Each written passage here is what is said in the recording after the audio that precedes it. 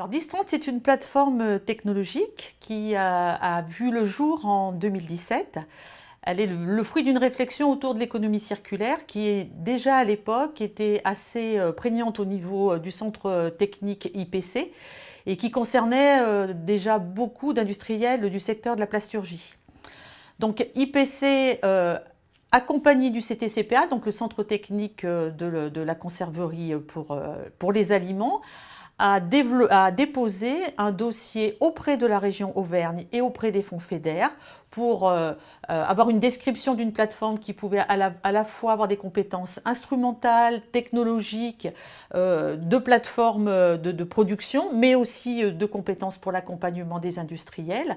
Et l'idée, c'était de pouvoir proposer des solutions sur la durabilité des matières plastiques, sur l'intelligence des matières plastiques et sur la sécurité des matières plastiques, aussi bien pour les consommateurs qui sont en interaction avec ces matières-là, que pour l'impact environnemental que peuvent avoir ces matériaux en fin de vie. Donc l'idée, c'est de bien contrôler ces matières et d'aller jusqu'à l'empreinte carbone pour pouvoir justement avoir des solutions qui soient pérennes. Sous le vocable économie circulaire, IPC a réfléchi à 3 thématiques d'importance que sont la durabilité des matériaux, l'intelligence qu'on peut associer au développement de nouveaux matériaux et la sécurité de ces matériaux. Au niveau de la durabilité, on entend développement de matériaux biosourcés, on entend vérification de l'aptitude à la biodégradation. Clermont-Ferrand s'est d'ailleurs équipé de modules permettant de faire ces évaluations avec la compostabilité et également le contrôle de la biodégradation en milieu marin. Sur Oyonnax, on a aujourd'hui à notre disposition et bien sûr à la disposition des industriels toute une chaîne qui permet de vérifier l'aptitude à la recyclabilité.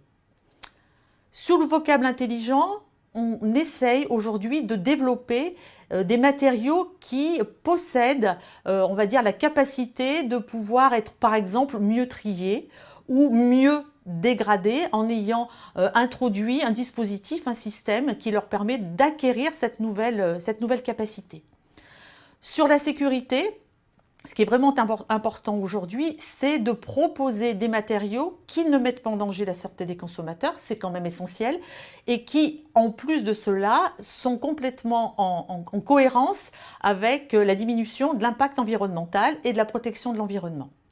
Donc, sur la plateforme de Clermont-Ferrand, on a aujourd'hui des moyens analytiques qui permettent d'analyser de manière très fine la composition chimique des matériaux, matériaux initiaux, matériaux en contact, mais également matériaux recyclés, pour comprendre ce qui peut aujourd'hui être impactant au niveau des gisements et qui pourrait gêner une réutilisation dans un contexte un peu spécifique. Donc, la plateforme analytique de Clermont à de nouveaux équipements qui permettent d'aller, on va dire, au plus près de la matière pour pouvoir contrôler la configuration et la composition de ces nouveaux matériaux.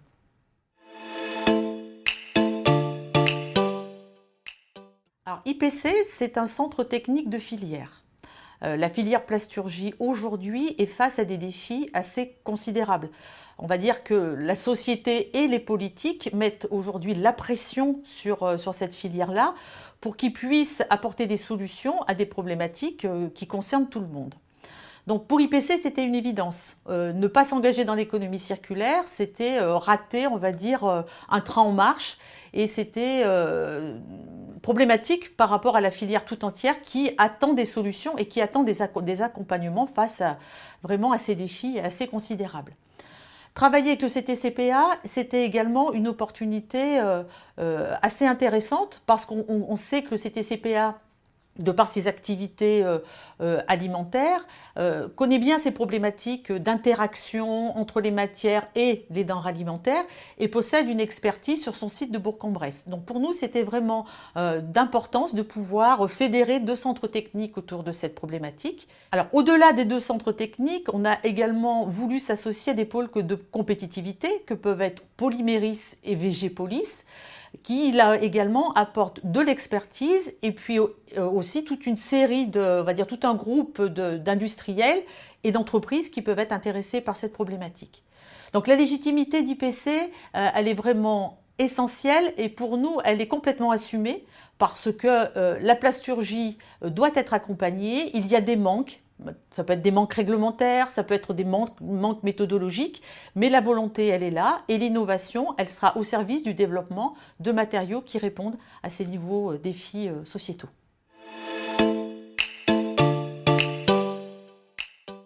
Pour un industriel, utiliser Distrant, c'est avoir une seule porte d'entrée pour pouvoir résoudre un certain nombre de problématiques.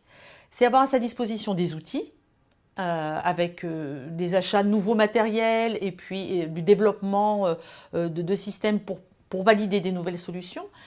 C'est avoir des compétences humaines qui ont pu être incluses à IPC dans le domaine des ACV en particulier, mais aussi dans le domaine de la biodégradation. C'est pour le coup être un vrai levier de croissance pour les PME en l'incitant à réfléchir à de nouvelles solutions qui permettent justement de répondre aux problématiques et aux nouveaux défis. C'est également monter des projets collaboratifs et de pouvoir s'associer à d'autres centres techniques, mais bien évidemment à des centres de recherche qui nous apportent et de la compétence et de l'expertise sur ces sujets-là. Et c'est, on va dire d'une manière assez globale, vraiment une solution complètement intégrée qui accompagne les industriels de bout en bout, depuis la genèse, on va dire, du problème, de la problématique ou de l'envie d'innover, jusqu'à la mise sur le marché d'un nouveau produit avec des validations, éventuellement même des estampilles. Alors la plateforme Distrant est intéressante parce qu'elle permet de répondre à des problématiques diverses et variées en fonction des besoins des industriels, mais notre expertise initiale concernait l'évaluation de l'aptitude au contact alimentaire et donc la sécurité alimentaire. Donc sur ces sujets, on est assez, on va dire, en avance parce qu'on a déjà réfléchi à un certain nombre de problématiques. Donc aujourd'hui, on est en capacité d'évaluer de manière réglementaire l'aptitude au contact alimentaire des matières vierges, mais on réfléchit, et ça c'est essentiel, à comment évaluer des nouveaux matériaux, des matériaux biosourcés par exemple, ou des matériaux dans lesquels on pourrait avoir introduit une part de matériaux recyclés, et comment évaluer cette situation, comment contrôler et comment arriver à un matériau complètement sûr. Ça, c'est une notion assez importante pour nous. Et dans le domaine de l'emballage, c'est complètement essentiel. On va aussi un peu plus loin dans l'évaluation de la sécurité, c'est le contrôle des microplastiques. Aujourd'hui, cette problématique, elle est assez médiatisée et on sait que c'est vraiment un enjeu considérable à la fois pour les politiques mais aussi pour les gens de la plasturgie. Donc microplastique, c'est pouvoir analyser, contrôler, donc soit par l'intermédiaire de prélèvements qui ont pu être faits en milieu marin. On est actuellement en partenariat avec l'association Ciplastique qui fait des prélèvements dans la mer Méditerranée et qui nous confie ces échantillons pour qu'on puisse les analyser. Et nous, on est là pour mettre des méthodes d'analyse qui soient complètement performantes et qui nous permettent d'aller plus loin. L'idée aussi, c'est de pouvoir, avec cette compétence-là, pouvoir répondre à des problématiques de vérification d'une réutilisation ou d'un réemploi. Qu'est-ce qui se passe lorsqu'on utilise par exemple une gourde et qu'on l'utilise pendant un an et qu'on lui fait subir des cycles de lave-vaisselle et qu'on lui fait subir un stress mécanique? Est-ce qu'on a de la génération de microplastiques et comment on va pouvoir les analyser? Distrant, c'est aussi ça, c'est aussi réfléchir à des situations un petit peu particulières.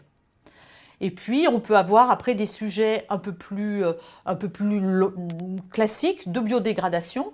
Et l'idée, c'est qu'on puisse avoir également sur Distrant la capacité de pouvoir contrôler ces matériaux au niveau du compost, mais au niveau du milieu marin. Et au niveau du milieu marin, c'est complètement innovant, puisque les normes manquent actuellement et que notre collègue travaille justement dans un groupe de réflexion pour pouvoir réaliser des essais de manière concertée et de manière normalisée.